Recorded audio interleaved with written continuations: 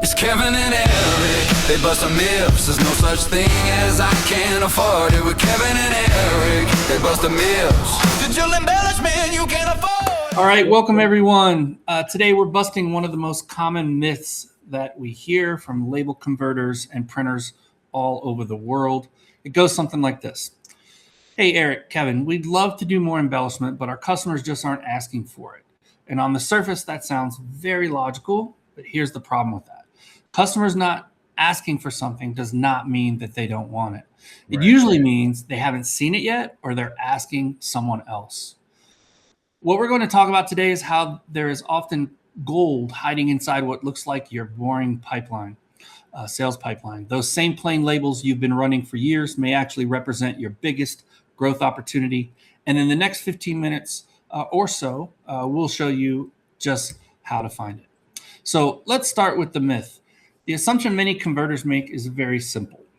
If customers aren't explicitly requesting foil, spot UV, textures, metallics, or tactile effects, then there must not be any demand. But that's not actually what's happening. What's really happening is something economists call latent demand. Your customers want things like stronger shelf impact, more premium perception, packaging that helps them sell more product, but they often don't have the vocabulary to ask for embellishment, or they're not speaking about it in the ways that we do. They aren't waking up in the morning and saying, you know what, I need today dimensional foil. They're thinking about selling more units on the shelf, so the opportunity for converters is to really bridge that gap. This is one of the most important ideas in this entire conversation that we're going to have today. There is a huge difference between stated demand and latent demand. Stated demand is what customers ask for explicitly.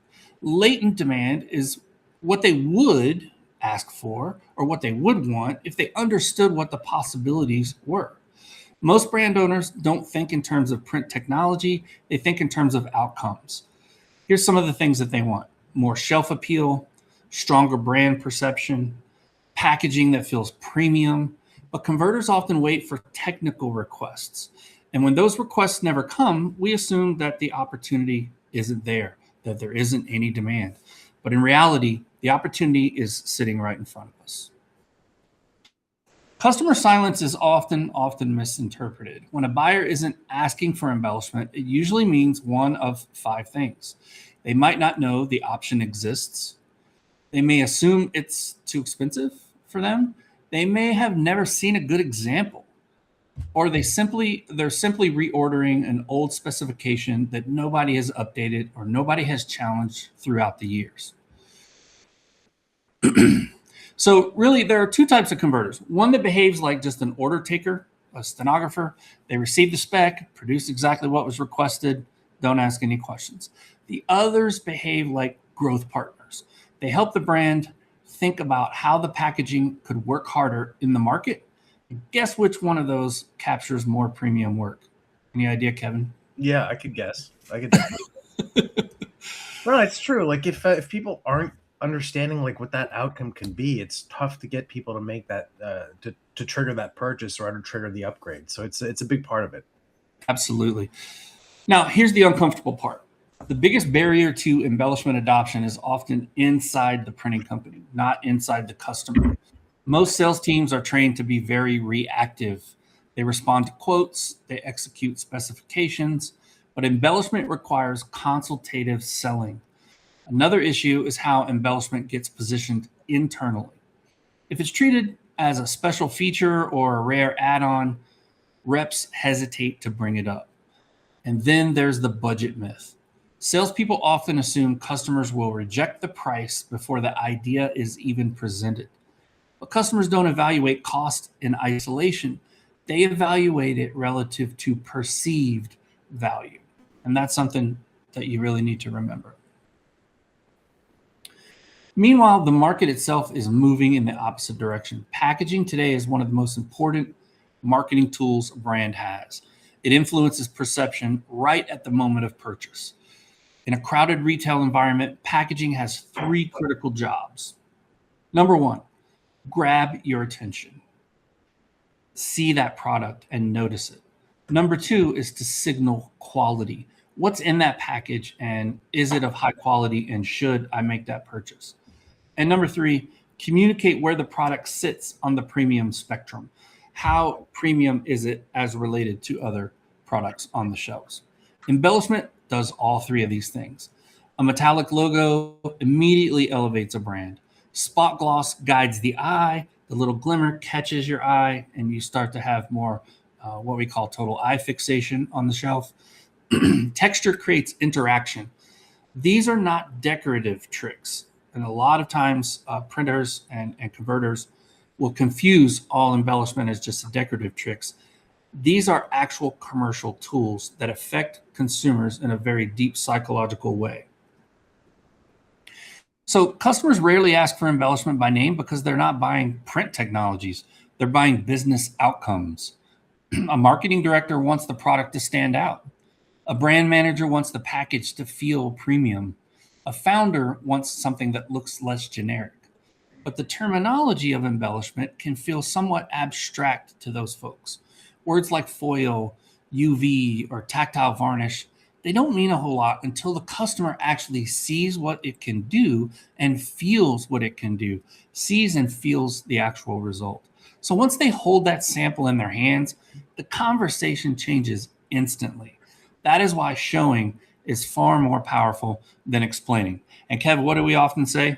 Yeah, it's show and tell, man. That's how you push this kind of stuff. You know, it's people will interact with it in a different way, and psychologically, it's a hook. It's a hack, is what it is. You're hacking their brain. Hacking their brain. We say show, don't tell. Right. Now, here's the part most people will overlook. Your boring pipeline is your best asset. Repeat jobs are perfect testing grounds for this stuff. You already know the design, you know the production constraints, and you already have the client relationship there. So the risk of experimentation is way lower than someone coming in off the street as a new customer. Imagine taking a label. Let's say, Kevin, a converter has printed a label 100 times before. Show that customer a version with simple foil logo or gloss highlight, just one. The contrast becomes immediately obvious to them. The customer sees it. We do it all the time, buddy, right? When we're teaching these classes and we're teaching salespeople how to sell it, it's, look in your current pipeline and who do you do work for all the time that you could easily upsell, right? It's so easy for them to pull the trigger. Once they trust you already, they know you do good work. If you're able to upsell just one of those repeat customers, it's your best asset. Absolutely. And the reason why is because they're seeing their product elevated, taken to another level. And that's really, guys, where the opportunity lies with this stuff. When embellishment works well, it creates value on both sides of the relationship. For the brand owner, it improves perceived quality, it strengthens shelf presence, it can support higher price points, and it can increase sell-through. For the converter, average order value increases. You're selling at a premium now. You're not just selling as you always were. And margins improve. And the work becomes less comparable to commodity printing. It gets you out of the commoditization. It gets you out of cost plus mentality and starts earning you a higher ROI. Suddenly, you're no longer competing on price. You're competing on expertise and creative value. You're competing on your ability to raise that packaging product to a higher level. And that makes this relationship far, far stickier. So how do you actually do this? The strategy is surprisingly simple. Step 1, you want to identify your candidates. Look for products in competitive categories or premium segments that you can go after. Step 2, create a prototype. Digital embellishment makes this super, super easy, and you can create multiple versions because it's easy to do one-off production, digital embellishment. Step 3 is show a side-by-side comparison. Compare and contrast. Here's the normal, here's the embellished. Here's a different before and after. Here's a different embellished version. Nothing sells embellishment faster than a side-by-side comparison. We always say, do the two-sided example, right? In label production, maybe side-by-side. But anyway, if you get them to compare and contrast, you're going to end up selling. And step 4, offer a low-risk test. Maybe it's a limited edition. Maybe it's a seasonal run. The key is reducing the distance between curiosity and commitment. And I see Michael has a comment in here. Yeah, yeah. Basically, he worked with a converter who used this very strategy to switch from flexo to digital. So he took one of the labels that he created a version that could only be done with digital. So he did like a lot of VDP, some versioning, and convinced them to pay more for the label based on what digital could offer.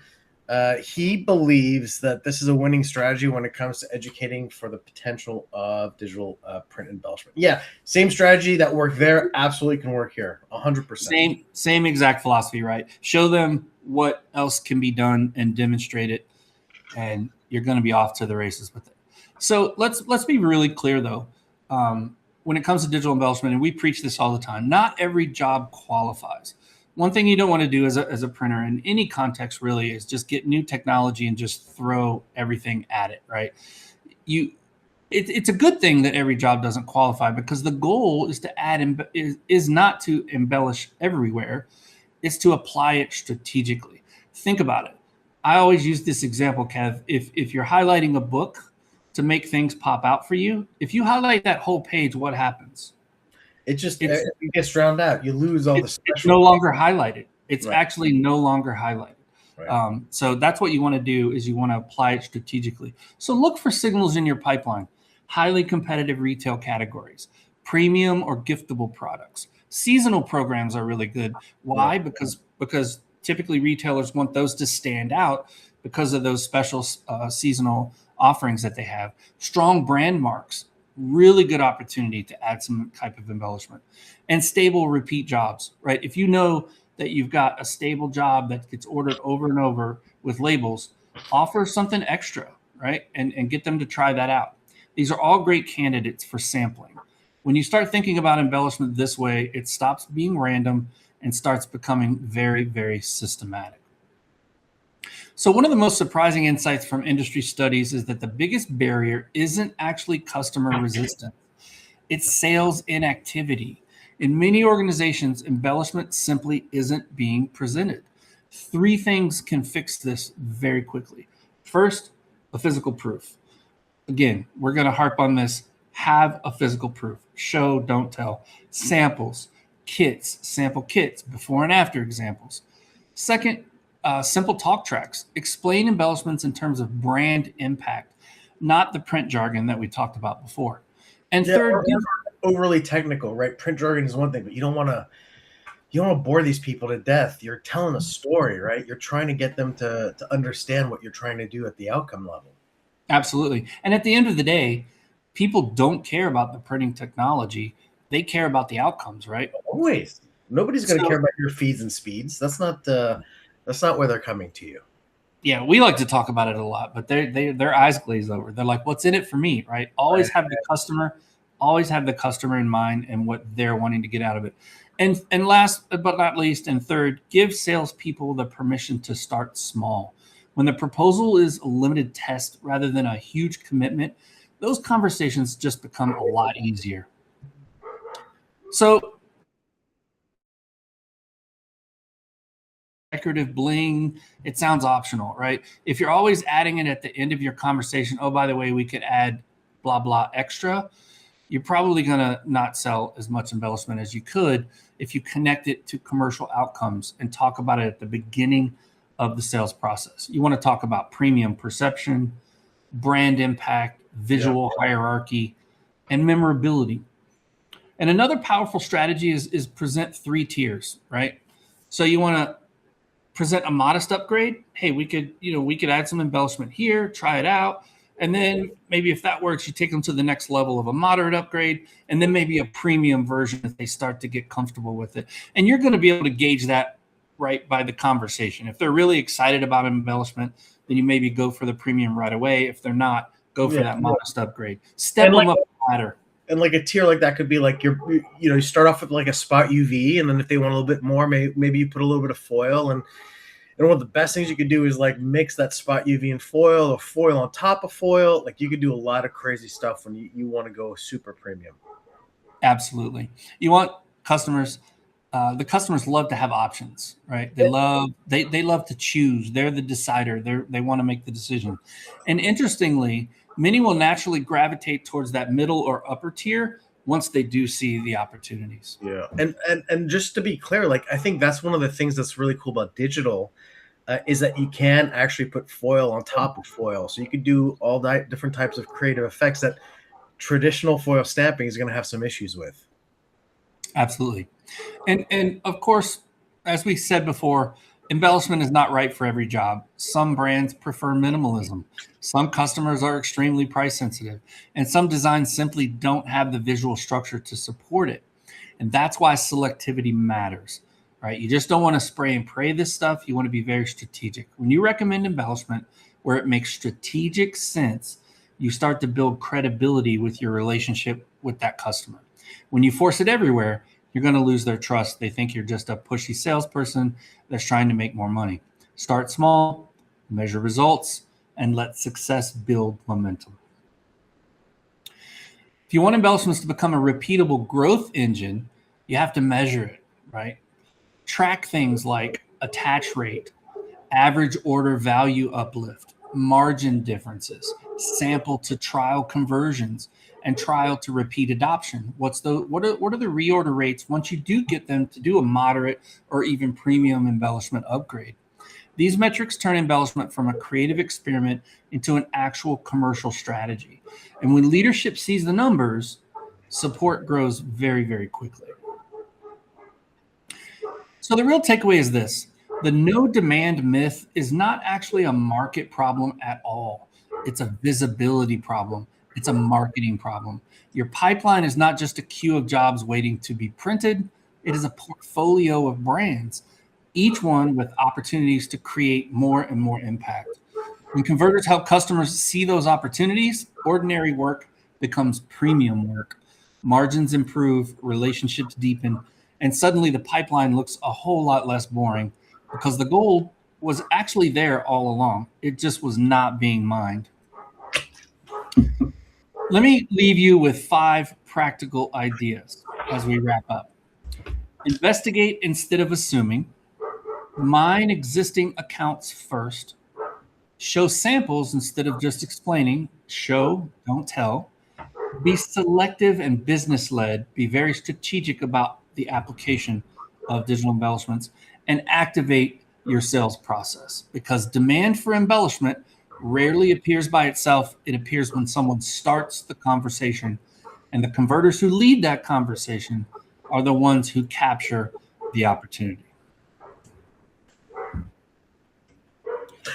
Very good. Well, Eric, thank you very much for a phenomenal session. You really gave us a good understanding of, that famous myth. I think is definitely busted. And a lot of people that we talk to who have started their digital embellishment journey really confirm that, once people get a taste of this stuff, it really becomes almost like crack. So they get addicted to it. And very often will never reorder without embellishment. So really a great thing. We wanted to thank our sponsor in this case. For those of you who might be questioning whether or not the quality of digital embellishment is something that your customers are willing to accept, that's always one of the questions. That's always one of the myths.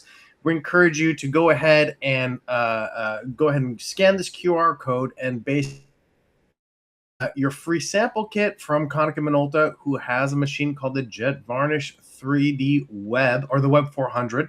And they're going to be able to send you some embellished samples so you can get a good understanding of what the quality can look like and whether or not your customers think it makes sense for them. So big thank you to our friends at Konica Minolta. We are down 2 myths, Eric. We're doing pretty good. Our next myth that is coming up is all about, I don't have anybody to run this machine. We would love for you guys to go ahead and sign up. I am going to drop the link into the chat if you guys want to go ahead and click on that and reserve for next week. Same time, same place. We're going to be talking mostly about what kind of operator makes a good fit for this type of technology. And it's not going to be the people who have 20, 30 years running foil stamping equipment or screen printing equipment. A lot of these new operators are actually under 25 years old, believe it or not. So Would love to talk to you guys more about that. And that being said, we are going to open up for questions. So if you guys have any questions, we've gone ahead and opened up that Q&A section for you, or you could use the chat section. We're more than happy to answer any questions that you have. If you don't have any questions, in that case, we look forward to seeing you in the Tactosphere. If you're not a member, hey guys, it's free. It's not like we're charging you. It's just a lot of free education, resources, and basically a lot of cool people sharing some cool print and ideas. I just wanted to shout out to a couple of our guests who, during the webinar, went ahead and joined the Tactosphere. So thanks for joining the community. You guys are awesome. Appreciate all our guests that have been with us today. And It's Kevin and Eric, they bust the myths. There's no such thing as I can't afford it. With Kevin and Eric, they bust the myths. Digital embellishment you can't afford.